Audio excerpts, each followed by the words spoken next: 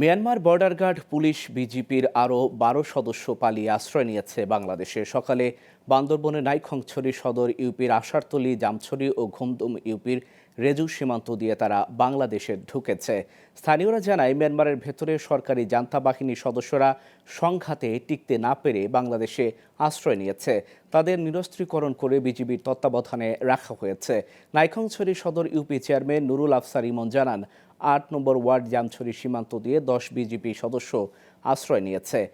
আর ঘুমধুম ইউপির ৮ নম্বর ওয়ার্ড সদস্য বাবুল কান্তি চাকমা জানান, ফাত্রাঝিরি রেজু আমতলী পাড়া সীমান্ত দিয়ে ২ বিজিবি সদস্য এসেছে।